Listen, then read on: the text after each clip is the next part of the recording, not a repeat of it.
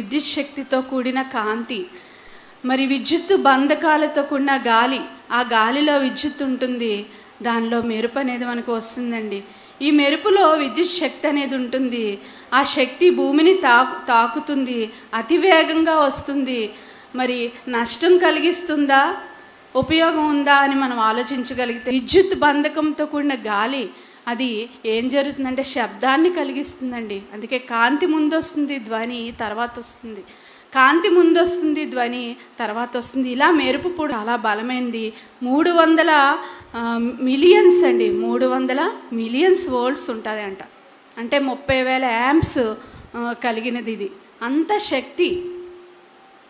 శక్తి కలిగిందిగా ఈ యొక్క మెరుపులో విద్యుత్ శక్తి ఉంటుందండి. మనం ఇంట్లో అయితే ఎంత విద్యుత్ శక్తి ఉపయోగించుకుంటామండి, ఎంత వాడుకుంటాం? కరెంటు 120 వోల్ట్స్, ఇంకా అంతే కదండి. ఇంట్లో ఉపయోగించే విద్యుత్ శక్తి అంతటా 120 అక్కడ, 300 మిలియన్స్ ఎక్కడ చూడండి. 120 అక్కడ, 300 మిలియన్స్ ఎక్కడ. అదే యాంప్స్లో చెప్పాలంటే ఇంట్లో వాడుకునేది 15 యాంప్స్ అంట. కరెక్టో కాదో సుమారుగా చెప్తున్నానండి, ఎందుకంటే నేను కరెంటు విషయం నేను అధ్యయనం చేయలేదు, చదువుకోలేదు, కానీ మరి కొంత ఇన్ఫర్మేషన్ గ్యాదర్ చేయడం జరిగింది. కనుక ఒకవేళ అందులో ఆ లెక్కల్లో ఏదైనా తప్పు ఉంటే నాకు మీరు తెలియచేయచ్చు, నేను తెలుసుకుని చెప్తున్నాను. ఇంట్లో వాడేది చాలా తక్కువ, ఈ యొక్క మెరుపు ద్వారా భూమిని తాకే విద్యుత్ శక్తి చాలా ఎక్కువ. వేడితో కూడినది, ఉష్ణంతో కూడినది, మెరుపుతో కూడింది, కాంతితో కూడిందిగా బలంగా వస్తుందండి. ఇది వచ్చేటప్పుడు ఏం చేస్తుందో తెలుసా? ఆశ్చర్యపోతారండి. ఏం చేస్తుందో మీరు తెలుసుకుంటే కనుక ఆశ్చర్యపోతారు. మరి క్లుప్తంగా చెప్పుకుందామండి, ఎందుకంటే మనకంటే మన తర్వాత పెద్దవారు ఉన్నారు, వాక్యోపదేశకులు అన్నయ్య గారు, మరి వారికి మనం సమయాన్ని ఇవ్వాలి కాబట్టి తొందరగా నేను మీకు చెప్పడం జరుగుతుంది, మీరు కూడా ఫాలో అవ్వండి. మరి ఈ యొక్క మెరుపు వచ్చేటప్పుడు గాలిలో నైట్రోజన్ ఉంటుందటండి. గాలిలో ఏముంటుంది? నైట్రోజన్ ఉంటుందట. దాన్ని విడగొట్టి నైట్రేట్స్గా మార్చి మొక్కలకు కావలసిన సహజ ఎరువుని అందిస్తుందంటే ఈ యొక్క మెరుపు. మొక్కలకు కావాల్సిన సహజ ఎరువు అంటే నత్రజని అనేది మొక్కలకు కావాలండి. మరి భూమిలో ఉండదా అంటే భూమిలో కొంతమేర ఉంటుందండి, అది చాలదు. ఒక్కొక్కసారి సీజనల్గా నత్రజని ఆగిపోతుంది, ఆ నత్రజని సరఫరా ఉండదు, ఆగిపోతుంది. అప్పుడు మొక్కలు ఎలా పెరుగుతాయి చెప్పండి? మరి మొక్కలు పెరగాలంటే ఏం జరగాలండి? గాలిలో ఉన్న నత్రజని, వాసన రంగు లేని విషరహితమైన యొక్క నత్రజని ఏమవుతుందంటే అణువులుగా విడిపోతుందండి. అంటే దాని యొక్క రసాయన చర్యను మార్చుకుంటుంది. మొక్కలకి అణువుగా నైట్రేట్స్గా ఈ యొక్క మెరుపు గాలిలో రావడం వల్ల, ఈ మెరుపు భూమి మీదకి రావడం వల్ల ఆ నత్రజనిని మార్చి భూమికి పంపిస్తుందండి. అంటే ఒక రకంగా చెప్పాలంటే భూమిని రీఛార్జ్ చేస్తుంది మెరుపు. ఏం చేస్తుందండి? రీఛార్జ్. మనం ఫోను డెడ్ అయిపోయింది అనుకోండి, ఏం చేస్తామండి? ప్లగ్ పెడతాం, ఛార్జింగ్ పెడతాం. ఛార్జింగ్ పెట్టకపోతే ఫోన్ ఎంత ఖరీదైనదని ఇలా బ్లాంక్గా కనబడుతుంది కదా. కనుక ఆ భూమిని రీఛార్జ్ చేస్తూ ఉండాలి. ఎందుకు రీఛార్జ్ చేయాలి? అవసరం ఏంటి? ఫోన్ ఎందుకు రీఛార్జ్ చేస్తాం? మనం మాట్లాడుకోవాలి, పనులు ఆగిపోతాయి. చాలామంది ఫోన్ మీద ఆధారపడతారండి, ఎన్నో పనులు ఫోన్ ద్వారా చేస్తుంటారు. అంటే మన పని జరగాలి అంటే ఫోన్ ఆన్ అవ్వాలి. అలాగే భూమికి రీఛార్జ్ ఎందుకు అవసరం అంటే పైరు మొలవాలంటే నత్రజని అవసరం అండి. పైరు మొలవాలంటే వర్షం అవసరం అండి. అర్థమవుతుందండి? వర్షాలు కురవద్దా? మరి మెరుపుల తర్వాత ఉరుములు వస్తే, ఉరుముల తర్వాత ఏమొస్తుందండి? ఉరుములతో కూడిన వర్షం వస్తుంది. ఈ వర్షం పైరుని మొలిపిస్తుంది. అలాగే ఎరువుగా ఆ యొక్క నత్రజని భూమిలోకి వెళుతుందండి. క్రస్ట్ అనే భాగంలోకి వెళ్తుంది. క్రస్ట్ అంటే పై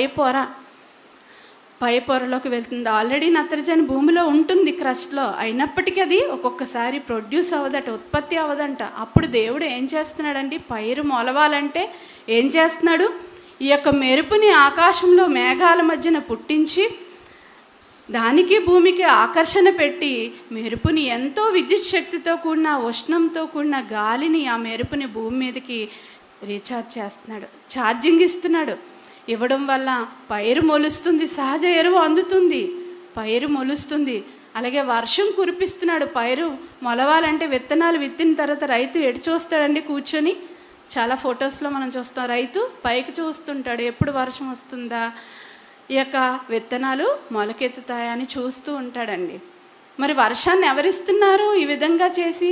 దేవుడే అండి.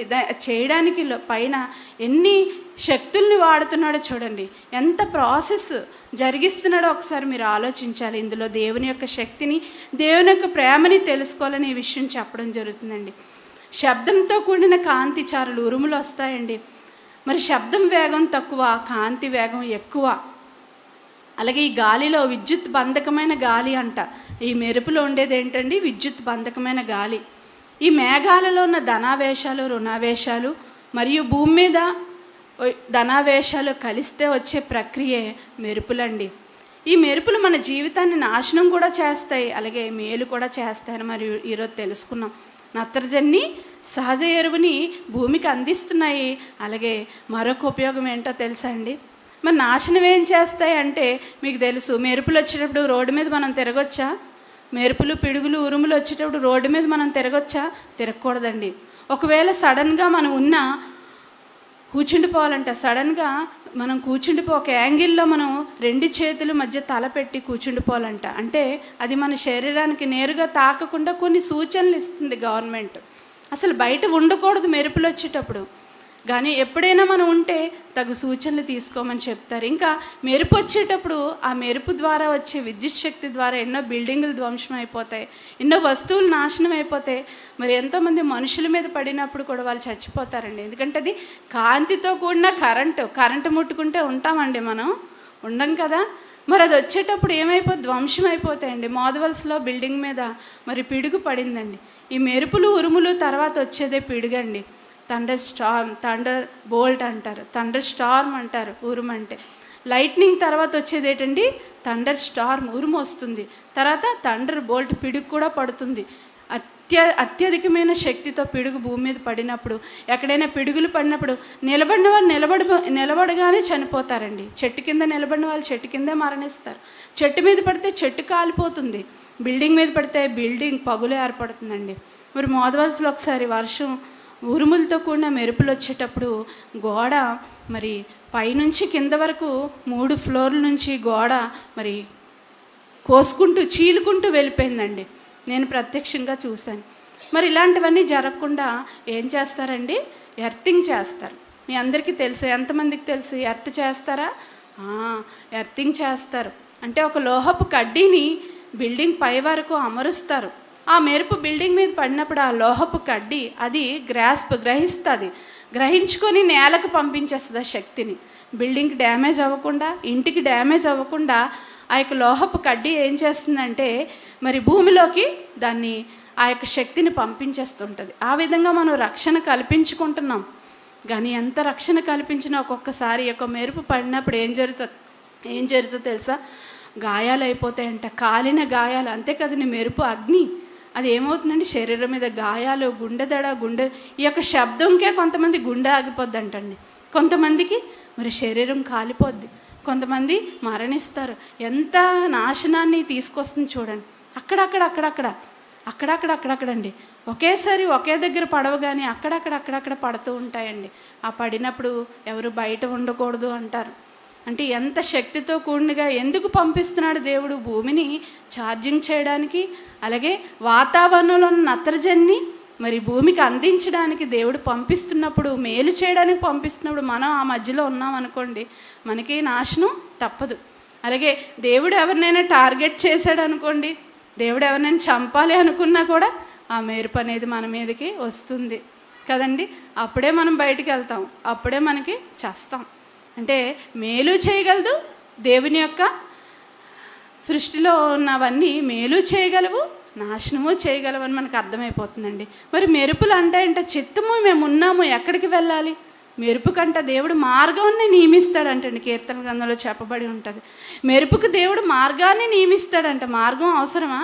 అంతే కదా, ఎక్కడికి వెళ్ళి పడాలో, ఎక్కడ ఇవ్వాలో ఛార్జింగ్ దేవుడికే తెలుసు. దేవుడే ఆ యొక్క వాటికి, సృష్టిలో ఉన్న ప్రతి దానికి మరి ఆయన ఆజ్ఞ ఇస్తాడు. మెరుపులు ఏంటో కాదండి, దేవుని యొక్క బాణములంట. ఆయన మెరుపులను ప్రయోగించి లోకాన్ని ప్రకాశింపజేయును, ఆయన మెరుపులను ప్రయోగించి శత్రువులను చెదరగొట్టును. దేవునికి ఎవరైతే శత్రువులుగా మారిపోతారో అలాంటి వాళ్ళని లేపేయడానికి మెరుపులకి దేవుడు మార్గాన్ని ఏర్పరుస్తాడు. వాటికి దేవుడు చెప్పుతాడు, వాటిని తయారు చేస్తాడు, పంపిస్తాడు. అప్పుడు అవి చిత్తము ఉన్నాము తండ్రి అంటాయంట. ఒకసారి ఆ రెఫరెన్స్ చదువమ్మ స్వాతి. మరి చిత్తము మేము ఉన్నాము మమ్మల్ని పంపండి అంటాయంటండి మెరుపులు. మనం అనుకుంటాం మెరుపులు లైట్నింగ్ అనుకుంటాం. అవి ఎవరండి? సృష్టిలో ఉన్నవన్నీ ఏంటి? సేవకులైన ఆత్మలు, దేవదూతలు, మనకి సేవ చేయడానికి ఉన్నవి. అర్థమవుతుందండి? సృష్టిలో ప్రతిదీ దేవదూతలే. అవి మనకి సేవ చేయడానికి ఉన్నాయి. సేవ చేస్తున్నవే నాశనాన్ని కూడా చేయగలవని మనకి అర్థమైపోతుంది. మనం చూసేటప్పుడు తెలిసిపోతుంది. అయినా అది బిల్డింగ్ మీద పడిన మెరుపు ఒకసారి వేయనైనా, కొల్హాపూర్ అనేదో పెట్టావు కదా, అందులో బిల్డింగ్ మీద పడిన మెరుపు ఒకసారి వేయండి. నీటి ఆవిరితో కూడిన గాలిలో ఇవన్నీ ఉంటాయండి. నీటి ఆవిరి, మంచు కలిసిన మేఘాల్లో ఉన్న వాటిలో మెరుపు అనేది పుడుతుంది. మంచు ఉంటుంది, నీటి ఆవిరి ఉంటుంది. చూసారండి ఎలా కాలిపోయిందా? చాలా డేంజర్ అండి. ఏదో సృష్టిలో ఉన్న దేవదూతలు చిన్నవి సేవకులు అనుకుంటే పొరపాటు. అవి కాల్చేస్తాయి, బూడిద చేసేస్తాయి. ఎందుకు వాటి దగ్గర వాటి శక్తి ధర మనం ఎందుకు పని చేయమండి? అస్సలు మన శక్తి చాలదు, కానీ మనం ఎంత వెర్రవీగిపోతామండి. 6 అడుగుల మనుషులం. అసలు దేవుడికి భయపడుతున్నామా? దేవుడు చేసిన ప్రకృతికి భయపడుతున్నామా? అవి సేవ చేయడానికే ఉన్నాయి, కానీ మనల్ని లేపేయడానికి కూడా ఉన్నాయండి. ఇంకా ఏ మేలు చేస్తుందో మనం చూడగలిగితేనండి. మరి ఈ యొక్క పైరు మొలుస్తుందని మనం చెప్పుకున్నాం కదండి. ఇది ఈరోజు శాస్త్ర ప్రపంచం కళ్ళు తెరిచిందండి. కానీ దేవుడు క్రీస్తు పూర్వం 520లోనే దేవుడు జకరియా గ్రంథంలో ఆయన వ్రాయిస్తున్నారండి. మెరుపులు ఎందుకు వస్తాయి అని దేవుడు వ్రాయిస్తూ జకరియా గ్రంథం ఒకసారి చూడగలిగితేనండి 10వ అధ్యాయం 1వ వచనం మనం చూడగలిగితే ముగిస్తానండి. జకరియా గ్రంథం 10వ అధ్యాయం 1వ వచనం అండి. కడవరి వానకాలమున వర్షమును దయచేయనట్లు, జకరియా గ్రంథం 10వ అధ్యాయం 1వ వచనం అండి. క్రీస్తు పూర్వం 520 అలాగే 470 మధ్యకాలంలో సుమారుగా వ్రాయబడిందండి. క్రీస్తు పూర్వమే దేవుడు మెరుపుల్ని ఎందుకు నేను పంపిస్తున్నానో తెలియజేస్తున్నాడు. కానీ క్రీస్తు శకంలో శాస్త్ర ప్రపంచం కళ్ళు తెరుచుకుని మెరుపులు ఎందుకు వచ్చాయనేది ఈరోజు పుస్తకాల్లో, పాఠ్య పుస్తకాల్లో పెట్టారండి. 8వ తరగతి ఫిజిక్స్లో ఉంటుంది, 7th క్లాస్ ఫిజిక్స్లో ఉంటుంది, అలాగే 9th క్లాస్ ఫిజిక్స్లో ఉంటుంది, 10thలో కూడా ఉంటుందండి. కావాలంటే మీరు చెక్ చేసుకోవచ్చు. అంటే శాస్త్రవేత్తలు ఇప్పుడు పాఠాలని రూపొందించి పెట్టారు, కానీ దేవుడు ఎప్పుడో మన కొరకు, దేవుని పిల్లమైన మన కొరకు కేవలం మనం బైబిల్ ముందు మరి కూర్చొని బైబిల్ విప్పి చదువుకుంటే చాలు, శాస్త్రాతీత సంగతులు తెలిసిపోతాయి. ఏవి ఎందుకు సృష్టిలో ఉన్నాయో, ఎలా వచ్చాయో దేవుడు ఈజీగా వ్రాయించాడండి. ఒకసారి చూడండి జకరియా గ్రంథం 10వ అధ్యాయం 1వ వచనం. కడవరి వానకాలమున వర్షము దయచేయమని యెహోవాను వేడుకొనిడి, ప్రతి వాని చేనిలోను పైరు మొలుచున్నట్లు యెహోవా మెరుపులను పుట్టించును. మొలుచున్నట్లు యెహోవా మెరుపులను పుట్టించును. మొలుచున్నట్లు యెహోవా మెరుపులను పుట్టించును. అర్థమవుతుందండి? ప్రతి వాని చేనులోని పైరు మొలుచున్నట్లు యెహోవా మెరుపులను పుట్టించును. ఆయన వానలు మెండుగా కురిపించును. వానలు కూడా కావాలి కదండి. కడవరి వానకాలం వర్షం దయచేయమని యెహోవాను వేడుకోవాలి. లేదంటే వర్షాలు చాలా ప్రాంతాల్లో ఉండవు. వేడుకోవాలి, అప్పుడు దేవుణ్ణి మంచి చేసుకోవాలి. అర్థమవుతుందండి? ఆయనకు కావాల్సింది చేయాలి, వేడుకోమంటున్నాడు. అంటే అవే వచ్చేస్తాయిలే, ఏ కాలంలో వచ్చేస్తాయిలే అని అనుకుంటే పొరపాటు. వేడుకోమంటున్నాడు దేవుడు. వేడుకుంటేనే దేవుడు అనుగ్రహిస్తాడు. అదే మెరుపుల్ని, మేలు చేస్తున్న మెరుపుల్ని మనల్ని శిక్షించడానికి కూడా పంపిస్తున్నట్టుగా మనం క్లిప్స్లో చూసుకున్నామండి. మరి నత్రజనిని విడుదల చేయడమే కాదు, పంపించడమే కాదు, మొక్కల్ని పోషించడానికి వాతావరణాన్ని కూడా శుభ్రం చేస్తుందటండి మెరుపు. వాతావరణాన్ని కూడా శుభ్రం చేస్తుందంట. అందుకే మనం ఒక మాట చదువుకుంటే కీర్తన గ్రంథం, తండ్రి గారు ఎప్పుడు చెప్తుంటారు, కీర్తన గ్రంథం 104వ అధ్యాయం 30వ వచనం మనం చూడగలిగితే, కీర్తనల గ్రంథం 104వ అధ్యాయం 30వ వచనం మనం చూడగలిగితేనండి, భూతలమును నువ్వు నూతనపరుచుచున్నావు. భూతలాన్ని నూతనపరుస్తున్నావు. దేవుడేమో ఆయన మనల్ని పట్టించుకున్నా పట్టించుకోకపోయినా, ఇప్పుడు చిన్న బిడ్డ మాట్లాడాడు కదండి, సిహెచ్ లక్ష్మి గారి కుమారుడు. మరి ఏం మాట్లాడాడండి? దేవుణ్ణి మీరు తెలుసుకోండి. అదే కదండి, నాకు అదే లాస్ట్లో వినబడింది. ముద్దు మాటలు. దేవుని మీరు ఎందుకు తెలుసుకోవట్లేదు? దేవుని తెలుసుకోండి అంటున్నాడు. ఎందుకంటే అంత బతిమలాడాలి చిన్న వయసులో? వాళ్ళ తల్లిగారు ఎందుకంటే నేర్పాలి, వాళ్ళ టీచర్ గారు ఎందుకంటే నేర్పాలి? చిన్నప్పటి నుండి నేర్పాలండి. దేవుని బతిమలాడుకోరు, దేవుని పట్టించుకోం మనం. కాబట్టి సమాజానికి మనం చెప్పాలి, దేవుని తెలుసుకోవాలి, ఆయన శక్తిని తెలుసుకోవాలండి. మరి ఇక్కడ కీర్తన కింద 104వ అధ్యాయం 30 వచనంలో దేవుడు భూతలమును నూతన పరుస్తున్నట్టు, పట్టించుకోకపోయినా ఆయన పైన ఆయన చేసుకుంటూ పోతున్నాడు. ఎందుకో తెలుసా? ఇప్పుడు మనం జకర్యా గ్రంథంలో చదువుకున్న పైరు మొలవకపోతే మనకు ఆహారం ఉండదండి. మనమేమో మెరుపుకు భయపడం, ఆ మెరుపును పుట్టించిన దేవునికి అంతకంటే భయపడం. ఒకవేళ మనం మెరుపుకు భయపడతాం, కానీ దాన్ని పుట్టించిన దేవునికి ఇంకా భయపడాలి కదా. ఎంత శక్తితో చూశారు కదా, ఎంత విద్యుత్ శక్తిని ఉపయోగిస్తున్నాడు. ఇలాంటి శక్తుల్ని చేసిన దేవుడు ఇంకెంత శక్తివంతుడు, ఇంకెంత భయంకరుడు. కాల్చేస్తుంది ఆ మెరుపు పడిన చోట, కాలిపోతుంది. నిలబడి ఉంటుండగానే ఆ పాటలో క్లిప్స్లో మనకు కనబడతాయండి. మరి చెట్టు కింద ఉంటారు, రోడ్డు మీద వెళ్తుంటారు, మెరుపు పడుతుంది, వెంటనే కాలిపోతాడు ఆ మనిషి. అంటే అక్కడక్కడ ఎవరి మీద టార్గెట్ ఉంటే వాళ్ళ మీదే పడుతుంటాయి. అర్థమవుతుందండి? అలాగే దేవుడు ఈ ప్రాసెస్ని చేస్తున్నప్పుడు మనం ఎందుకు బయటకు వెళ్ళాలి? జాగ్రత్తగా ఉండొద్దా? భద్రం ఉండొద్దా? దేవుడు చెప్తున్నాడు కదా వాటిలో శక్తి ఉంటుంది అని. కనుక మనం జాగ్రత్తగా ఉండాలి, దేవుణ్ణి వేడుకోవాలి. ఇక్కడ భూతలాన్ని నూతన పరుస్తున్నాడంటే దేవుడు పట్టించుకున్నా పట్టించుకోపోయినా ఆహారాన్ని ఇస్తున్నాడు. ఆహారాన్ని ఇవ్వడానికి వెనకాతలు ఎంత జరుగుతుందండి? భూమి నుండి పైరు మొలవాలంటే నత్రజని కావాలి, ఇంకా రకరకాలు కావాలండి. రసాయన చర్యలు జరగాలి, భూమిలో సారం ఉండాలి, భూమికి అర్థమవుతుందండి, నీరు ఉండాలి, వర్షం ఉండాలి. ఇవన్నీ దేవుడు మనం నమ్మినా నమ్మకపోయినా పట్టించుకుపోయినా ఇస్తూ పోతున్నాడు ఆయన. అలాగే భూతలాన్ని నూతన పరుస్తున్నట్టు. ఎందుకు నూతన పరచాలి? కాలుష్యం అండి, గాలి కాలుష్యం జరగట్లేదా? మీరు ఢిల్లీ వెళ్ళి చూడండి, ఇలా మీరు కూర్చున్నారు, మీ మొహాలు నాకు కనబడుతున్నాయి, నా మొహం మీకు కనబడుతుంది. అక్కడ ఎవరి మొహాలు ఎవరికి కనబడవు. వెళ్ళొచ్చిన వాళ్ళు చెప్తారు, కావాలంటే వాళ్ళని అడగండి. ఒకరి మొహాలు ఒకరు కనబడవండి. అంత పొగ, మంచు, బళ్ళు నుంచి వచ్చే పొగ, దట్టమైన పొగ, కాలుష్యం అయిపోయిందంట. అందరూ ఆక్సిజన్ మాస్కులు పెట్టుకొని తిరుగుతున్నారు అక్కడ, డబ్బులు పెట్టి ఖర్చు పెట్టుకొని. మరి మనమేమో అన్నీ మరి రసాయనాలు లేదా కెమికల్స్ వాడుతూ దేవునికి నచ్చనివి చేస్తూ మనం యొక్క భూమిని పాడు చేసేస్తున్నాం మన క్రియల వలన. మనం మన చేతల వల్ల దేవుడిచ్చిన మంచి భూమిని పాడు చేస్తున్నాం. కానీ దేవుడు ఆయన ఏం చేస్తున్నాడండి? పిల్లలు పాడు చేస్తారండి ఇంటిని. తల్లి ఏం చేస్తుంది? తండ్రి మళ్ళీ వచ్చి సర్దుతారు. బొమ్మలన్నీ బ్యాగులో పెడితే మళ్ళీ బొమ్మలన్నీ కింద ఉంపేస్తారండి. మళ్ళీ తల్లి వస్తుంది, మళ్ళీ తిట్టుకొని. ఇలా రోజు జరుగుతుందా? ప్రతి పూట జరుగుతుందండి, రోజులో ఎన్నోసార్లు. అర్థమవుతుందండి? మరి పెన్ను గీతలు గోడల మీద గీసేస్తూ ఉంటారు, ఇంటిని పాడు చేసేస్తారండి పిల్లలు. అంటే వాళ్ళకి ఏదో ఒకటి చేస్తూ ఉండాలి, అల్లరి పనులు. మరి తల్లి అలాగే దాన్ని క్లీన్ చేస్తూనే ఉంటుంది. మరి దేవుని ప్రేమ ఆలోచించండారా? భూతలాన్ని అంటే నూతన పరుస్తున్నాడంటే ఎలా? ఇగోండి మెరుపుల ద్వారా, ఈ మెరుపులు రావడం ద్వారా, ఆ మెరుపుల ద్వారా ఏం జరుగుతుంది సార్? గాలిలో కాలుష్యాన్ని తీసేస్తుందట. 120 volts చాలదా? మెరుపులో చాలదు. గాలిని శుభ్రం చేయాలంటే, యొక్క భూమి మీద ఉన్న వాతావరణాన్ని శుభ్రం చేయాలంటే చాలదు అంత శక్తి. అందుకే అంత శక్తిని దేవుడు వినియోగిస్తున్నప్పుడు రోజుకి మన శక్తిని ఎవరి కోసం వినియోగిస్తున్నాం? ఈరోజు నా ప్రశ్న అండి. మన శక్తిని ఎవరి కోసం వినియోగిస్తున్నాం? మెరుపుని తన బాణాలుగా ఉపయోగించి ఆయన లోకాన్ని ప్రకాశింపచేస్తున్నాడంట. అలాగే శత్రువుల్ని చెదరగొడుతున్నాడంట. మెరుపులు చిత్తము ఉన్నామని దేవునితో చెప్తున్న వేళ, దేవుని పిల్లలమైన మనము, దేవుని ద్వారా మేలులు అనుభవిస్తున్న మనమేం చెప్తున్నాం? చిత్తము తండ్రి ఉన్నామని చెప్తున్నాం ఆయన పనికి. యేసుక్రీస్తు వారు ఒక్కరే చెప్పారండి, చిత్తము తండ్రి నేను ఉన్నాను, ఈ శరీరాన్ని నీవు నాకు అమర్చావు కదా, నీ పని కొరకే నేను ఉన్నాను అంటారు హెబ్రీ పత్రికలో.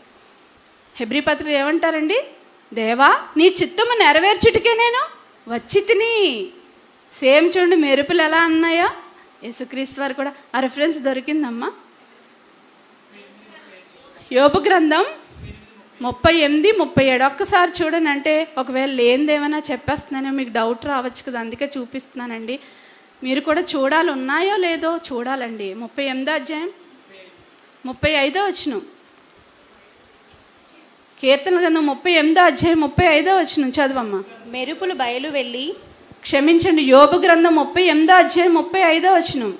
మెరుపులు బయలు వెళ్ళి చిత్తము ఉన్నామని నీతో చెప్పినట్లు వాటిని బయటికి రప్పించగలవా? ఓ మనిషి, స్త్రీ అయినా పురుషుడైనా మెరుపులతో మీరు చెప్పగలరా వెళ్ళి? అక్కడ పక్కన నిలబడితేనే, దగ్గరగా నిలబడితేనే కాలిపోతామండి, పారిపోతాం, మనం కిటికీలు వేసేసుకుంటాం. ఆ ఉరుములు వస్తున్నప్పుడు గుండె గాబరా అయిపోతుంటుంది. మరి అన్యుల్లోనైతే దేవుణ్ణి తలుచుకుంటారండి, దేవుణ్ణి తలుచుకుంటారు. అలా శబ్దాలు వస్తున్నప్పుడు మనం దేవుణ్ణి తలుచుకోము, తలుపులు వేసుకొని చక్కగా దుప్పటి కప్పుకొని పడుకుంటాం కదా. దేవుణ్ణి తలుచుకుంటామా? తలంచుకోము అసలు. అవి రాలేనప్పుడు తలుచుకోము, వస్తున్నప్పుడు తలుచుకోము, దేవుడిచ్చిన ఆహారాన్ని తింటున్నప్పుడు కూడా తలుచుకోము. ఇది ఎలా వచ్చిందని కూడా మనం ఆలోచించమండి. చిత్తము ఉన్నామని అన్నాయా లేదా? అన్నాయి కదండి. అలాగే భూతలాన్ని నూతన పరుస్తున్నాడు. ఆ రెఫరెన్స్ చూశారు కదా, కీర్తన 104:30. మరొక వచనం మనం చూడగలిగితే కీర్తన గ్రంథం 65వ అధ్యాయం 9వ వచనం అండి. కీర్తన గ్రంథం 65వ అధ్యాయం 9వ వచనం. నీవు భూమిని దర్శించి దాన్ని తడుపుచున్నావు. భూమికి మహదైశ్వర్యం దేవుడు కలుగజేయుచున్నాడట. చూడండి, తీసారు అందరూ. 65వ అధ్యాయం 9వ వచనం. భూమిని దర్శించి దాన్ని తడుపుచున్నావు. తడుపుతున్నాడండి. మెరుపులను పుట్టించాడు, ఎలక్ట్రాన్ ప్రోటాన్లు కలిపాడు, ఆకర్షణ పెట్టాడు. స్త్రీ పురుషుల ఆకర్షణ వలన బిడ్డలుగా మనం బయటికి వస్తే, ఇక్కడ మేఘాలకి భూమికి ఉన్న ఆకర్షణ వల్ల ఏమొస్తుందండి? మెరుపులు పుడితే, మెరుపుల వలన ఆహారం పుడితే, ఈ విధంగా భూమిని దేవుడు దర్శించి తడుపుచున్నాడండి మన ఆహారం కోసం. అలాగే కాలుష్యాన్ని తీసివేస్తున్నాడంట, కాలుష్యాన్ని కూడా తీసివేస్తున్నాడంట. అంటే భూమి మీద మనం జీవిస్తున్నాం కదండి, బాగా మనం బ్రతకాలి దేవుని కొరకు, ఆయన కొరకు ఆలోచించాలి. ఈ బాధల్లో కూరుకుపోకూడదని ఆయన మనం అడిగినా అడగకపోయినా చేసుకుంటూ వెళ్ళిపోతుంటే ఆయన పనివాళ్ళ మనం చూసుకుంటున్నామండి. ఆ పనివాళ్ళ ఎవరి కోసం చేయడాన్ని అనుకుంటున్నామా మనం? చూడండి, 9వ వచనం మళ్ళీ చదువుతుంది. నీవు భూమిని దర్శించి దాన్ని తడుపుచున్నావు, దానికి మహదైశ్వర్యం కలుగజేయుచున్నావు. అట్లు తర్వాత వచ్చి నీవు భూమిని అట్లు సిద్ధపరిచిన తర్వాత వారికి ధాన్యము దయచేయుచున్నావు. వారికి అంటే మనకండి, ధాన్యము దయచేయుచున్నాడు. ఏంటండి, ఒకలేమో చపాతీ తింటారు, ఒకలేమో రైస్ తింటారు. ఎన్ని తింటారండి? ఒకరు మిల్లెట్స్ తింటారు, మన మధ్యలోనే చాలామంది.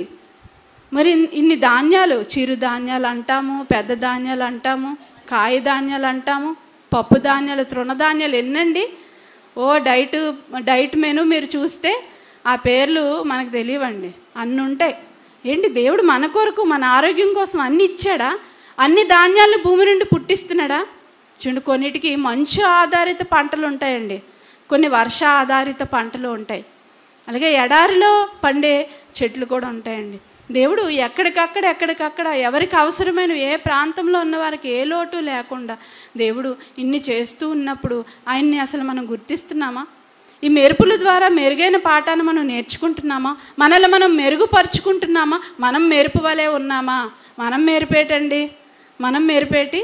మెరుపులతో మనల్ని పోల్చేరేటండి. మెరుపుల్లో విద్యుత్ శక్తి ఉంటుంది, మనం ఏంటండి మెరుపులు, మనం కూడా మెరుపులమేనండి. మెరుపుల్లో మరి మెరుపులకి పర్యాయ పదాలు మనం చూడగలిగితే, మెరుపులు ప్రకాశిస్తాయా? అవి వచ్చినప్పుడు మీకు ఏం కనబడింది? ఇలా ఫ్లాష్ వస్తుంది, అందుకే లైట్నింగ్ అన్నారు, పేర్లోనే ఉంది లైట్నింగ్, వెలుగు. మనం ఎవరమండి? మీరెవరు? వెలుగు, జ్యోతులు, వెలుగు, ఇంకా అన్నీ మనమే, అన్నీ తెలుసు మనకి. మరి మనం ప్రకాశిస్తున్నాం వాటిలాగా? వచ్చి రావడమే నాశనం చేసేస్తున్నాయి, వచ్చి రావడమే భూమిని ఛార్జింగ్ చేసేస్తున్నాయి, వచ్చి రావడమే భూమి నుంచి ఆహారం పుట్టేటట్లుగా వాటి పనులు అవి చేసుకుంటున్నాయి కదా. మరి మనం వెలుగుగా లోకాన్ని ప్రకాశింప చేయడానికి ఏం చేస్తున్నాం? లోకాన్ని ప్రకాశింప చేస్తున్నామా? లోకానికి ఛార్జింగ్ ఇస్తున్నామా?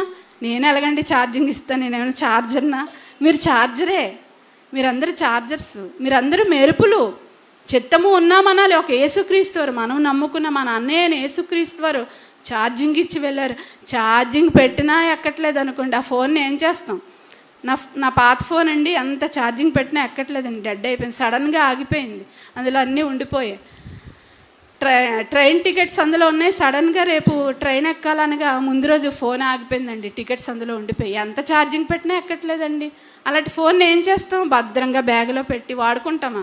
పక్కన పడేసాను, కొత్తది కొనుక్కున్నాను. అర్థమవుతుందా? మరి మనకి ఎంత ఛార్జింగ్ పెట్టినా, దేని ద్వారా ఛార్జింగ్ పెడుతున్నాడు దేవుడు? మనకి ఛార్జర్ ఏది? బైబిల్ అండి. ఛార్జర్ ఏదండి? బైబిలు, వాక్యం. వాక్యం ఏంటంట? వెలుగు. దీని ద్వారా ఛార్జింగ్ పెడుతున్నారు ప్రతిరోజు. సిబిటీల ద్వారా, ఆదివారాల ప్రసంగాల ద్వారా ఛార్జింగ్ పెడుతున్నా మనకి ఛార్జింగ్ ఎక్కట్లేదు. బాణాలుగా మనం మారట్లేదండి. మనం బాణాలమేనా? యవన కాలమున పుట్టిన కుమారులు బలవంతుని చేతిలో బాణములు వంటి వారు. మనం బాణాలు ఎవరిని గుచ్చేయడానికి, ఎవరి జీవితాలు నాశనం చేయడానికండి? చంపడానికి కాదండి, బ్రతికించడానికి బాణాలుగా, అపవాది గుండెని చేల్చడానికి, ఎదుటివారి హృదయాల్లో అపవాది కట్టిన దుర్గాల్ని పడగొట్టడానికి బాణాలుగా, మెరుపులుగా మనం వెళ్ళాలి, ప్రకాశింప చేయాలి. అనగారిపోతున్న సమాజాన్ని, చెడిపోతున్న సమాజాన్ని ప్రక్షాళన చేయాలి. మెరుపు ఎలాగైతే గాలిని శుద్ధి చేస్తుందని చదువుకున్నాం కదా. నా మాటలు అబద్ధం అనుకుంటున్నారు. ఒకసారి నైట్రోజన్ ప్రిపేర్డ్ మీకు క్లిప్ పంపించాను, వేయనాయనా కర్ణప్రియ. నైట్రోజన్ ఎలా రెడీ అవుతుందో ఒకసారి క్లిప్ వేయండి, చూస్తారు నిజంగా తయారవుతుందా లేదా. నేను ఏదో చెప్పాను అనుకుంటారు, ఒకసారి వేయండి తొందరగా, ఫాస్ట్గా జరిపేయండి, జరిపేస్తూ ఉండండి, పర్వాలేదు. And what is the Sound effect పెట్టండి. of all this energy streaking through the Earth's atmosphere?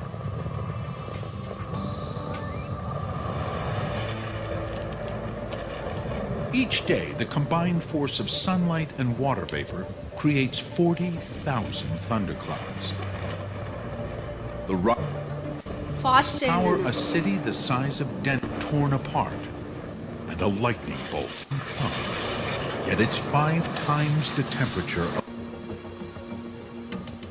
A lightning stroke, it actually to connect back to with జరపండి. nitrate. Satellites show the extent of nitrate, simulated here in yellow, produced by the more than 3 million lightning sound bolts that పెట్టండి నాన్న, strike every sound పెట్టండి, day. వింటారు కదా. This creates about 13,000 tons of nitrate. It dissolves in water droplets in the clouds and falls to the ground in rain.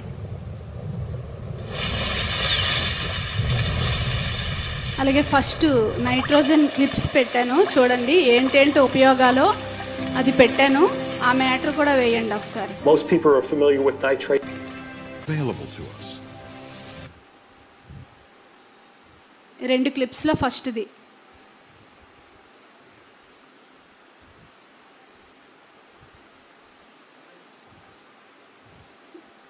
వేసారా? Uses అని ఉంటుంది చూడండి. సరేనండి, ఇంతలోపు మనం మరొక రెఫరెన్స్ని చూసుకుందామండి. మరి సాతాను కూడా మెరుపు వలె భూమి మీద పడడం మనం చూస్తామండి. సాతాను ఎలా పడిందండి భూమి మీదకి? మెరుపు వలె. మనం మెరుపులు అన్నాం కదా, మరి మనల్ని అణిచేయడానికి ఈక్వల్ శక్తే ఉండాలి కదా. అది ఈక్వల్ కాకపోయినా కొంచెం తక్కువ అనిగా దేవుడు దేవదూతలు చేసి ఉన్నాడు కాబట్టి అది ఎలా పడిందంట? మెరుపు ఎంత శక్తివంతంగా భూమి మీదకి వస్తుందో, ఎంత ఫాస్ట్గా వస్తుందో, ఎంత శక్తితో అయితే వస్తుందో అంత శక్తితో భూమి మీదకి వచ్చింది. ఎవరిని పడగొట్టడానికి, ఎవరిని చంపడానికి? ఆత్మీయంగా మనల్ని చంపడానికి. మరి దాన్ని ఎదుర్కోవాలంటే ఇటు నుంచి బాణం వేస్తే అటు నుండి మనం బాణం వేసే వారంగా ఉండాలి కదండి. మరి అలా రెడీ అవ్వాలా, లేదా ఆ మెరుపుతో కాలిపోతామా? సాతాను మెరుపు దాడి చేసినప్పుడు ఆ మెరుపులో మనం కాలిపోతామా చెప్పండి? కాలిపోకూడదండి. ఎందుకంటే దాన్ని కూడా దేవుడు మెరుపుతో పోల్చాడు. చదవండి ఆ వచనం. సాతాను మెరుపు వలె పడుట చూచి తిని. అది కూడా వెలుగుదూత వేషం వేసుకుంటుందంట. అది కూడా ఒకప్పుడు ఎవరండి? దూత. అది మంచి దూతగా ఉండేది. తర్వాత అది ఏమైంది? దేవుని సింహాసనాన్ని కోరింది. ఈ యొక్క విషయాన్ని మీరు మరి ఆఫ్టర్నూన్ సెషన్లో అది ఎలా పుట్టిందో మీరు ప్రమీలా జాన్సన్ విక్టర్ గారి ప్రసంగంలో తెలుసుకుంటారు. అర్థమైందండి? మెరుపు వలె పడుట చూచి తిని అంటాడు. మరి మెరుపు వలె పడిన ఈ సాతాన్ని మనం అనగదొక్కాలంటే మనం లోకాన్ని ప్రకాశింప చేయాలి. దాన్ని ఎదుర్కొంటూ బాణాలుగా మనం సిద్ధం అవ్వాలి అంటే వాక్యాన్ని నేర్చుకోవాలండి. వాక్యాన్ని కలిగి ఉండాలండి. మరి నేర్చుకుంటున్నారా? మీరు ఏ సంఘానికైతే వెళ్ళండి, తప్పులేదు, కానీ మీరు జ్ఞానాన్ని నేర్చుకోవాలి. దేవుడు చెప్పిన శాస్త్రాతీత సంగతులు నేర్చుకొని దేవుని ప్రేమని, దేవుని గొప్పతనాన్ని, ఆయన చిత్తాన్ని మరి ప్రపంచ ప్రజలకు తెలియజేసే వారంగా, ఒకరికొకరు పురుకొల్పుకునే వారుగా ఉండాలి. మెరుపు ఎలాగైతే ఛార్జింగ్ చేస్తుందో మనం కూడా ప్రపంచ ప్రజలకి ఛార్జింగ్ ఇవ్వాలండి. దేవుని కొరకైన ఆలోచనలు వాళ్ళలో రగిలించాలి. సహవాసంలో ఉంటే ఎలా అయితే మనకి ఆ యొక్క దేవుని ఆలోచనలో ఉంటాయి. అందుకే సహవాసం మరవద్దు అంటాడు. సహవాసంలో ఉన్నప్పుడు ఏమవుతుందండి, నిప్పు కణాలన్నీ ఒక దగ్గర ఉన్నప్పుడు నిప్పు కలిగి వెలుగుతూ ఉంటాయి. అదే ఒక నిప్పు తీసి పక్కన పెడితే ఏమవుతుందండి, ఆరిపోతుంది. ఆ విధంగా మనం ఏం చేయాలి, సహవాసం కలిగి ఒకరికొకరు ఇటువంటి విషయాలు ఇప్పుడు సహవాసం కలిగి ఉన్నాయి. ఎక్కడెక్కడ వారో వచ్చారండి. ఇలాంటి సహవాసాలు మనం ఎప్పుడు పెట్టుకుంటూ కలిగి ఉంటూ ఒకరికొకరు మరి ఈ యొక్క మాటల్ని, జ్ఞానవంతమైన మాటల్ని నేర్పించుకుంటూ క్రీస్తుని కాదన్న వారిని, దేవుడు లేడన్న వారికి మనం బుద్ధి చెప్పేవారుగా ఉండాలండి. బుద్ధి చెప్పడం అంటే ఆయన ప్రేమని చాటి చెప్పాలండి. ఆయన ఉన్నాడని తెలియచేయాలండి. లేడా ఆయన? ఇన్ని శక్తులు చూసిన తర్వాత కూడా లేడని ఎవరు అనగలరు చెప్పండి? కాదనలేని సత్యం. ఎవరైనా మెరుపులతో వెళ్ళి నీవు నేను చెప్పించేయి అని అనగలరా? ఏ మనిషి చేయలేడు. కాబట్టి ఈ సృష్టి వెనుక ఎవరో ఉన్నారని నమ్మక తీరాలి ప్రతి ఒక్కరూ. అలా మనం గొప్పగా చెప్పాలంటే మనం నేర్చుకోవద్దా చెప్పండి? సాతానేమో మెరుపు వలె పడిందంట మనల్ని నాశనం చేయడానికి. మరి ఈ యొక్క మెరుపు చేసే మరొక ఉపయోగం మనం చూడగలిగితేనండి, గాలిని శుభ్రం చేయడమే కాదు. క్లిప్ దొరికిందమ్మా కరుణప్రియ, వెయ్యండి. నైట్రోజన్వి 2 పంపించాను కదా, ఒకటి వేసారి ఇంకోటి వేస్తే సరిపోతుంది. వేయండి తొందరగా. తర్వాత అండి, ఇది ఓజోన్ను కూడా ఉత్పత్తి చేస్తుందటండి. చూసారండి? చదవండి ఇంగ్లీష్లో. కరుణప్రియ చదువవి ఫాస్ట్గా. స్వాతి కానీ కరుణ కానీ ఎవరో ఒకరు చదవండి.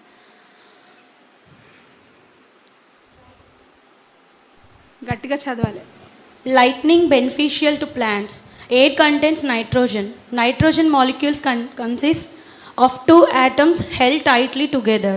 Electrical energy separates the nitrogen atoms in the air. Nitrogen atoms combine with rain and fall to earth. Combines with minerals in soil creating fertilizer. చదివమ్మా, థ్యాంక్ యూ. చూసారు కదండి, మరి ఇది నెట్లో సేకరించింది. వాళ్ళు ఇప్పుడు చెప్పారండి, కానీ బైబిల్ ఎప్పుడు చెప్పింది? మనం జకర్యా గ్రంథంలో చదువుకున్నాం కదా. పైరు మొలుస్తుంది. పైరు మొలవాలంటే కావాల్సినవి ఏంటో మనకు తెలుసు. మనం ఇంట్లో మొక్కలు వేసుకునేటప్పుడు ఏం వేస్తామండి? మామూలుగా ఉట్టి నీరే పోస్తామా? పోయాం. గుడ్డు తొక్కలు అంటాం, ఉల్లిపాయ తొక్కలు అంటాం. అంటే దైనందిన జీవితంలో మనం చేస్తున్న పనులు ఒకసారి మనం గమనించగలిగితే అన్నీ వేస్తాం. ఎందుకు? ఎరువు కావాలి. అలాగే జంతు వ్యర్థాలను కూడా వేస్తూ ఉంటారు. ఈ భూమి లోపల నత్రజని తయారవ్వాలంటే జంతు వ్యర్థాలు కూడా అవసరం అంట. మరి ఒక్కొక్కసారి అవి లోటు జరిగినప్పుడు దేవుడు ఏం చేస్తాడు? పైనుండే కురిపిస్తున్నాడండి. అంటే దేవునికి ఎంత ప్రేమ అండి. ఎక్కడా లేకపోతే ఆయనే రప్పిస్తున్నాడు. ఇదంతా ఎందుకు చేస్తున్నాడు? అంటే కేవలం మన కోసమండి. చిత్తము ఉన్నామని మనం అనాలని, ఆయన పని చేయాలనే కేవలం ఇదంతా అందిస్తున్నాడండి దేవుడు. తప్ప ఏదో మనం అనుభవించి మరణించాలని మాత్రం కాదండి. అనుభవించి ఆయన దగ్గరికి చేరాలి అని ఆయన ఆలోచన కలిగి ఉన్నాడు. మనల్ని మెరుగు పెట్టుకోవడానికి ఇవన్నీ మనకు అందిస్తున్నాడండి. ఈ మెరుపులు మనకి ఈ పాఠాన్ని నేర్పిస్తున్నాను. నేను ఇన్ని పనులు చేస్తున్నాను, ఆయన చేసిన సృష్టిలో ఒక భాగంగా నేనున్నాను. మెరుపులు ఒకటే సృష్టి కాదు కదండి, ఎన్నో ఉన్నాయి కదా సృష్టిలో. అందులో ఒకటే ఇన్ని పనులు చేస్తే, ఇన్ని మేలులు చేస్తే శ్రేష్ఠులో మనం, సృష్టిలో శ్రేష్ఠులో మనం ఎన్ని చేయాలి చెప్పండి? కనుక అది ప్రకాశింపచేస్తుందంటే, అది కూడా మీరు తర్వాత కీర్తన గ్రంథంలో ఉంటుంది. మెరుపులు లోకాన్ని ప్రకాశింపచేస్తాయి. అంతే కదండి. వెలుగు ఎంత వెలుగు వస్తుందండి వచ్చినప్పుడు. మరి మనము ఎక్కడికైనా వెళ్తే అక్కడ ఉన్నవారందరూ మారిపోతున్నారా? అక్కడ ఉన్నవారందరూ మన జ్ఞానం తెలుసుకొని మారుతున్నారా చెప్పండి? అది ఒక్క మనకి తండ్రి గారిలోనే కనిపిస్తుందండి. తండ్రి గారు వాక్యం చెప్పినప్పుడు మారిన వాళ్ళే మన తల్లిదండ్రులందరూ. మనము కూడా వాళ్ళమే ఇక్కడికి వచ్చాము, ఇలా నేర్చుకుంటున్నాం. మరి మనం చెప్తే ఎంతమంది మారుతున్నారండి? మనం ఎవరిని ప్రకాశింప చేయగలుగుతున్నాం? మనమేం ఛార్జింగ్ ఇస్తున్నాం దేవుని కోసం? ఒకసారి ఆలోచిద్దామండి. కనుక మెరుపు ఏ విధంగా పుడుతుందో తెలుసుకున్నాం, అది ఏ విధంగా నష్టాలు కలిగిస్తుందో తెలుసుకున్నాం, లాభాలు కలిగిస్తుందో తెలుసుకున్నాం. ఇంకా ఏం చేస్తుందండి? ఓజోన్ని ఉత్పత్తి చేస్తుందంటే. ఓజోన్ అంటే మీ అందరికీ తెలుసు, భూమి చుట్టూ ఉండే పొర, O3 అంటారు కదా. ఆ ఓజోన్ని మరి యొక్క వాతావరణంలో ఈ మెరుపు పడేటప్పుడు ఈ వాతావరణంలో ఉన్న ఓజోన్ కణాల్ని విడగొట్టి ఓజోన్ని ప్రొడ్యూస్ చేస్తుందట, తయారు చేస్తుందట. చూడండి, ఓజోన్ని ఎవరు పాడు చేస్తున్నారు? భూమికి రక్షణ కవచంగా ఓజోన్ని మనం పాడు చేస్తుంటే దేవుడు ఏం చేస్తున్నాడు? మనం పాడు చేసి చక్కగా ఉంటున్నాం, జీవిస్తున్నాం, మరణిస్తున్నాం మనకు నచ్చినట్టు జీవించి. కానీ ఓజోన్ పొర దెబ్బతింటుంటే ఏమవుతుంది? అల్ట్రా వైలెట్ రేస్ అండి, మరి తెలుగులో ఏమంటారు తెలీదు, సూర్యుడి నుండి వస్తున్నాయి హానికారకమైన అతి నీలలోహిత కిరణాలు. అవి శరీరం మీద నేరుగా పడితే క్యాన్సర్ వస్తుందటండి. అందుకే చాలామంది బండి మీద వెళ్ళినప్పుడు, మరి ఎండలో నడిచేటప్పుడు మొత్తం అంతా ఇది మూసేస్తారు, చున్నీతో కర్చీఫ్తో మూసేస్తారు, చేతులంతా గ్లౌజులు వేసుకుంటారు ఎండ నేరుగా పడకూడదని. అటువంటి హానికారక కిరణాలు సూర్యుడి నుండి డైరెక్ట్గా భూమిని ఢీకొనకుండా దేవుడు ఒక పొరని పెట్టాడండి, దాన్నే ఓజోన్ పొర అంటాం. దానికి చిల్లులు పెట్టాం. అంటే దేవుడు చక్కగా పొర పెడితే మనం ఏం చేసామండి? కిందనే ఉంటాం, భూమి మీద ఉంటాం.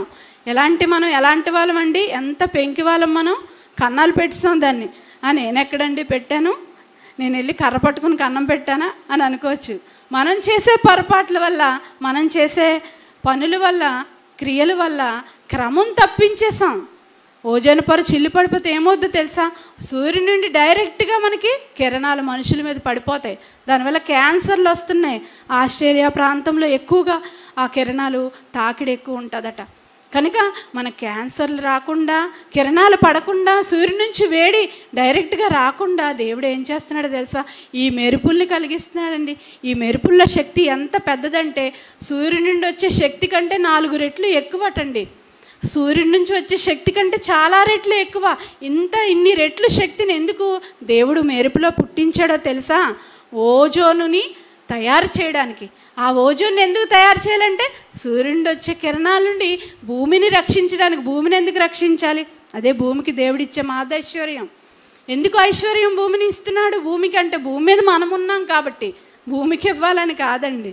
భూమి మీద ఆయన పిల్లలమైన మనం ఉన్నామని, మన కొరకు ఇదంతా చేస్తున్నాడు. ఓజోన్ని తయారు చేయిస్తున్నాడట. ఎన్ని ఉపయోగాలండి. మామూలుగా చూసినప్పుడు మెరుపులు వచ్చేయండి, ఉరుములు వచ్చేయండి అని బట్టలు ఆరబెట్టేసుకుని బట్టలు తీసేస్తూ ఉంటాం. వర్షం వచ్చిందండి ఈరోజు, ఇలా మాట్లాడేసుకుంటాం ఈజీగా, ఏమీ కాకుండా. ఎందుకు వస్తున్నాయి అవి? ఎందుకు వెళ్తున్నాయి? ఏం చేస్తున్నాయి? వచ్చి మేలు చేస్తున్నాయి, మనకి పైరును మొలిపిస్తున్నాయి, ఓజోన్ని కలిగిస్తున్నాయి, గాలిని శుభ్రం చేస్తున్నాయి, వాతావరణాన్ని శుభ్రం చేస్తున్నాయి, భూతలాన్ని నూతన పరుస్తున్నాయి, మహదైశ్వర్యాన్ని కలిగిస్తున్నాయి. అర్థమవుతుందండి? కాబట్టి ఈ విధంగా ఈ మెరుపులు మనకి మెరుగు పెడుతున్నాయి, మేలు చేస్తున్నాయి. మెరుగుపడిన మనం, మేలు పొందుకుంటున్న మనం ఈ సమాజాన్ని మెరుగుపెట్టాలి, సమాజాన్ని ప్రక్షాళన చేయాలి, సమాజానికి ఛార్జింగ్ ఇవ్వాలండి. ఛార్జింగ్ అన్నానని మరొకలా అనుకోకండి. పురికొల్పాలి, రేపాలి అంటాడు హెబ్రీ పత్రికలో. మీరు కూడుకున్నప్పుడు, సహవాసంగా కూడుకున్నప్పుడు ఒకరికొకరు సత్కార్యాలు గొండి దేవుని కార్యాలు చేశారు. ఒకరికొకరు పురికొల్పుకుంటారండి. అక్క నువ్వు ఇది చేస్తావా, చెల్లి నువ్వు ఇది చేస్తావా, నువ్వు ఈ దేవుని పని చేస్తావా, నేను ఆ దేవుని పని చేస్తాను, పురికొల్పుకుంటారండి. కలిసిమెలిసి ఉన్నప్పుడు అందరూ ఒక చోట కూడుకునేటప్పుడు ఇవే మాట్లాడుకుంటాం. సత్కార్యాలు చేయడానికి పురికొల్పుకోవాలి. మెరుపులుగా ఉన్న మనం ప్రకాశింపచేయాలి లోకాన్ని. ఇలా మనం సత్కార్యాలు చేస్తున్న వేళ దేవుడి మెరుపులతో ఈ లోకాన్ని నాశనం చేయబోతున్నాడు ఒకానొక రోజు. ఈ ప్రకృతిలో అన్నీ నాశనం అయిపోబోతున్నాయి యేసుక్రీస్తు వారు వచ్చినప్పుడు. రెడీగా ఉంది నాన్న క్లిప్పు. యేసుక్రీస్తు వారు వచ్చినప్పుడు ఏం జరుగుతుందో తెలుసు కదండి. మరి నేను చూశానండి, అరుపులు కేకలండి. అంటే ఊహా చిత్రంగా తీశారు. భూమి మీద ఉన్న మనుషులు అరుస్తున్నారండి, అయ్యో అయ్యో అని అరుస్తున్నారు. అన్నీ పడిపోతున్నాయి, నక్షత్రాలు గ్రహాలు అన్నీ పడిపోతున్నాయి, శబ్దాలు వచ్చేస్తున్నాయి. అంటే కదిలిపోబోతుంది సృష్టి అంతా. యేసుక్రీస్తు వారు వచ్చినప్పుడు మరి ఆయన ఏం చేస్తారట? తన ఆగమన ప్రకాశము చేత, ఒక మెరుపు వచ్చినప్పుడు ఏ విధంగా అయితే ప్రకాశం వస్తుందో ఆ ప్రకాశం ద్వారా ఇన్ని మేలులు మనకి జరుగుతున్నాయని మనం చదువుకున్నాం కదా. యేసుక్రీస్తు వారు కూడా వచ్చినప్పుడు, మరి అపవాది వచ్చినప్పుడు, మెరుపు దాడి చేసినప్పుడు మనం ఆత్మీయంగా దేవునికి దూరం అయిపోతాం, నరకానికి జారిపోతున్నాం. అంత నాశనాన్ని సాతాను చేస్తుంటే యేసుక్రీస్తు వారు వచ్చినప్పుడు ఏం చేస్తారో తెలుసండి. మరి మనం మెరుగుపడకపోతే ఆయన ఏం చేస్తారండి? తన ఆగమన ప్రకాశం చేత అపవాదిని సంహరిస్తాడు, నాశనం చేస్తాడు. ఒక మెరుపుని ఏది ఢీ కొట్టగలదు? మెరుపు లాంటి అపవాదిని, మెరుపు లాంటి యేసుక్రీస్తు వారే ఢీ కొట్టగలరు. ఆయనే కలిగి ఉన్నది ఏది ఆయన లేకుండా కలగలేదు కదా. ఆయనే చంపే శక్తిమంతుడు. కాబట్టి ఆయన ప్రకాశం చేతే ఆయన అది చనిపోతుందంట, నాశనం అయిపోతుందంట, నరకానికి జారిపోతుందట. లాక్ అయిపోతుందంటండి యుగాలు. ఇంకా దానితో పాటు మనము కూడా వెళ్ళిపోవాలా? వెళ్ళకూడదండి. దానితో పాటు మనల్ని కూడా ఈడ్చుకు వెళ్ళిపోవాలని అది ఆలోచిస్తుంది. అందుకే మెరుపు దాడి చేస్తుంది. మెరుపు ఎంత వేగంగా వస్తుంది, అది కూడా అంత వేగంగా వస్తుంది. ఎక్కడండి వచ్చింది? ఇప్పుడు మన పక్కనే ఉందండి, మనలోనే ఉందండి. ఎక్కడండి ఉంది? సాతాను ఎక్కడ మెరుపు దాడి చేసింది? ఏది శబ్దాలు రావట్లేదు, ఎక్కడండి ఉంది? నా నెత్తి మీద ఉందా, పక్కన ఉందా అంత అడుగుకుంటాం. మీ ఆలోచనలో మెరుపు వంటి ఆలోచనలు కలిగిస్తుంది. లే పద కిందకి వెళ్ళిపో, వాక్యం వెనుకో, పద ఇంటికి వెళ్ళిపో, ఎవరో చచ్చిపోయారు, ఎవరో యాక్సిడెంట్ అయిపోయారు, పద స్టవ్ మీద ఏదో ఉండిపోయింది, పద డబ్బులు సంపాదించాలి, చాలు విన్న వాక్యం చాలు, మధ్యాహ్నం నుండి సెలవు పెట్టుకు, వాక్యం వెనుకు, పద వెళ్ళిపోదాం. మెరుపు వంటి ఆలోచనలు కలిగిస్తుంది. ఆలోచనలు ఎలాగొస్తాయండి? ఉండండి సడన్గా ఆలోచన వచ్చింది అంటాం, సడన్గా వస్తాయండి ఆలోచనలు, ఆగి రావు. అంటే మెరుపు వంటి ఆలోచనలు మనకు కలిగిస్తుంది అపవాది, కలిగించి మనల్ని దేవుని నుండి దూరం చేస్తుంది. ఫిజికల్గా తీసుకోకండి, ఏదో వెలుగొచ్చి శక్తి వచ్చి మనల్ని కాల్చేస్తుంది, అలా ఈడ్చుకెళ్ళిపోతుందని అలా ఆలోచించకండి. ఆ మెరుపు దాడిని మనం తట్టుకోవాలి, అటువంటి ఆలోచనలు పారద్రోలాలి. అర్థమవుతుందండి? ఆ విధంగా మనం యుద్ధం చేయాలి. కనబడని యుద్ధం మనం చేయాలి. ఇప్పుడు కనబడని యుద్ధం మనం చేయాలి. మనల్ని మనం కాపాడుకుంటూ సమాజాన్ని వెలిగింప చేయాలి, ప్రకాశింప చేయాలి. ఇంత బాధ్యత మన మీద ఉంది. దాన్ని చూపిస్తూ దేవుడి పాఠాన్ని మనకి నేర్పిస్తున్నాడండి. మెరుగు పెడుతున్నాడు దేవుడు. నన్ను మెరుగుపెట్టిన అంబుగా దేవుడు నన్ను చేసి ఉన్నాడు అంటారు ఇర్మియా గారా. నన్ను మెరుగుపెట్టిన అంబుగా. రస్ట్ పట్టేస్తాయండి గన్స్ కానీ బాణాలు కానీ. పోలీసులు ఏం చేస్తారండి? శ్రీదేవి గారికి బాగా తెలుసు, అనిత గారికి కానీ పోలీసు జాబ్స్ చేసిన వాళ్ళు తెలుస్తుంది. వాడరండి ఎక్కువ గన్స్. అట్లా ఏం చేస్తారండి? ఎప్పుడైనా యుద్ధంకి తీసుకువెళ్ళినాడో అప్పుడు వాటిని తోముతూ ఉంటారు, వాటిని తుడుస్తూ ఉంటారు, రస్ట్ పట్టినవి బాగు చేస్తూ ఉంటారు, ఆయిల్ పోస్తూ ఉంటారు. ఎందుకంటే నొక్కినప్పుడు వెళ్ళలేదనుకోండి, బాది బుల్లెట్ వెళ్ళలేదనుకోండి, శత్రువు వచ్చి మనం చంపేస్తాడు ఈ మధ్యలో. అది మెరుపు దాడి కదా. కాబట్టి ఏం చేయాలి? మెరుగు పెట్టిన అంబుగా దేవుడు మనల్ని రెడీ చేస్తున్నాడు. వాక్యం తెలిసిన మీరు కమాన్ నోరిప్పండి, నోరు విప్పాలి, చెప్పాలి. మీరు కూడా మెరుపు దాడి చేయాలి సమాజం మీద. మెరుపు దాడి అంటే ఎవరిని చంపిమని కాదండి, మన మాటల ద్వారా వెలిగింప చేసే మెరుపు దాడి. మన దాడి ఎలాంటిదంటే మాటల ద్వారా. దాడి అనకూడదండి, ప్రకాశింప చేయాలి మనం. అపవాదైతే దాడి చేస్తుంది, మెరుపు వంటి ఆలోచనలు కలిగిస్తుంది, మనల్ని ఈడ్చుకెళ్ళిపోతుంది. కానీ మనమైతే మెరుపు వంటి ఆలోచనలు కలిగి సమాజాన్ని ప్రకాశింపచేసే మాటలు మనం మాట్లాడాలి. మన మాటల ద్వారా కూడా ఛార్జింగ్ వెళ్తుందా? మాటల ద్వారా కూడా ఎదుటి వ్యక్తి మారగలంత శక్తి దేవుడు మనకి ఇచ్చాడు. అందుకనంట భక్తుడు రాస్తున్నాను, మెరుగుపెట్టిన అంబుగా దేవా నువ్వు నన్ను.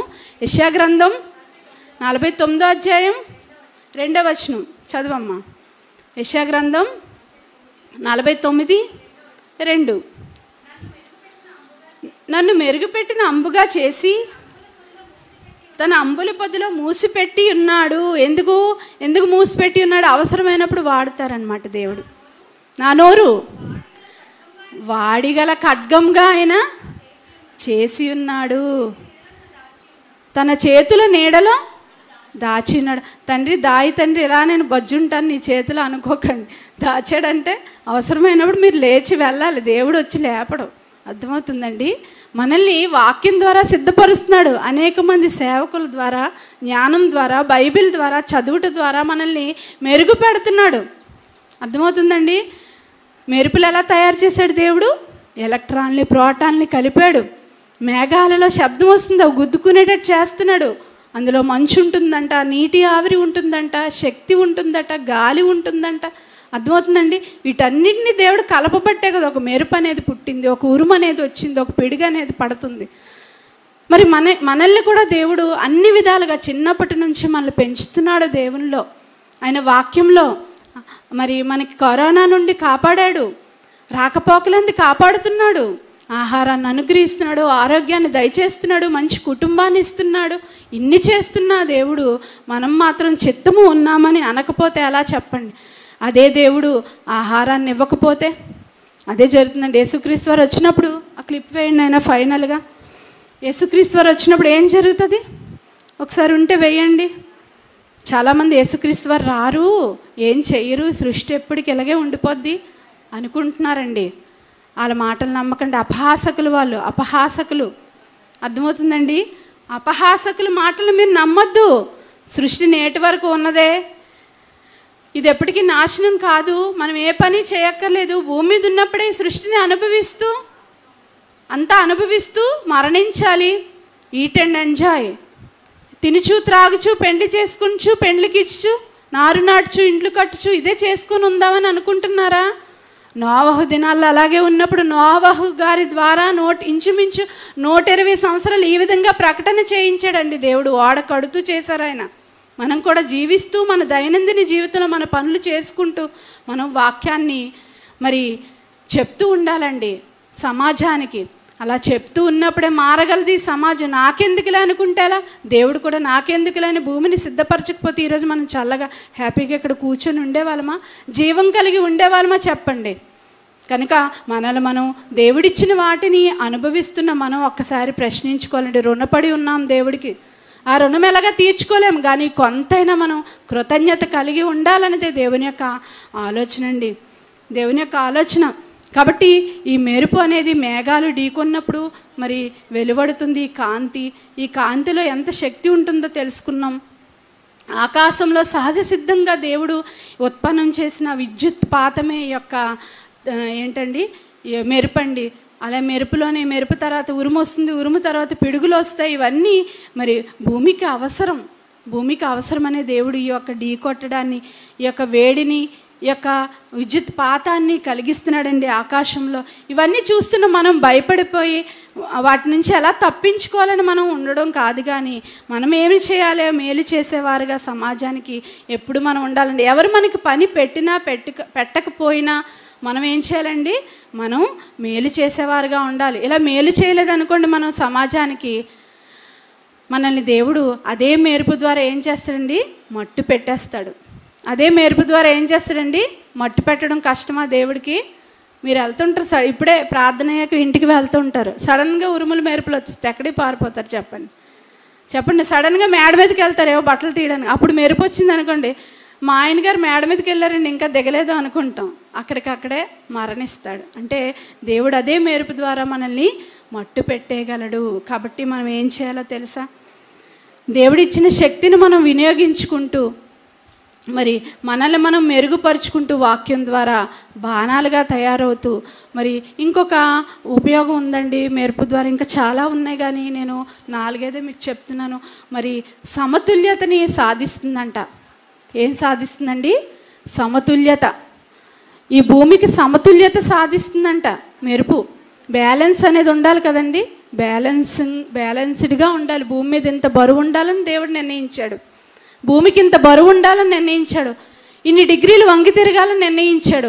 ఇన్ని గంటలు తన చుట్టూ తాను తిరగడానికి ఇన్ని గంటలు ఉండాలని నిర్ణయించాడు దేవుడు. కాబట్టి ఇదంతా జరుగుతుంది ప్రకృతిలో, మనకి తెలియకుండానే దేవుడు ఇదంతా చేస్తున్నాడు. అజ్ఞానాన్ని పారద్రోలేదుగా మెరుపు ఉంది. అలాగే భారతీయులు కూడా ఈ మెరుపుని సత్యంతో పోలుస్తారటండి. పురాతన కాలం నుండి మెరుపుని దేంతో పోలుస్తారండి? నిజాయితీకి, సత్యానికి మారుపేరుగా మెరుపుని వాడతారట. అంటే మెరుపులో ఏముంది? సత్యం ఉంది. వెలుగు వచ్చినప్పుడు ఏమొస్తుందండి? క్రిస్టల్ క్లియర్గా అంతా కనబడుతుంది. లైట్ వేశారండి, బైబిల్ చక్కగా కనబడుతుంది. అంటే వాక్యపు వెలుగులో మనం మన జీవితాన్ని సరిచేసుకుంటూ ఎదుటి వారిని కూడా మనం సరిచేస్తూ ముందుకు వెళ్ళాలనేదే దేవుని యొక్క ఆలోచన. మనకంటే ముందు యేసుక్రీస్తు వారు ఈ పనులన్నీ చేసి మనకు ఆదర్శంగా ఉన్నారు. మనము కూడా దేవుని ప్రేమని తెలుసుకున్న, ఆయన శక్తిని తెలుసుకున్న మనం, ఆయన ద్వారా అన్నీ అనుభవిస్తున్న మనం, ఆయనకు రుణపడి ఉన్న మనం కృతజ్ఞత కొంతైనా తీర్చుకునే వారంగా ఉండాలనేదే మా యొక్క ప్రయత్నంలో భాగంగా ఈ యొక్క మాటలను ఈరోజు తెలియచేయడం జరిగిందని విన్న మీ అందరికీ నా యొక్క హృదయపూర్వక కృతజ్ఞతలు తెలియచేసుకుంటూ ముగిస్తున్నాను.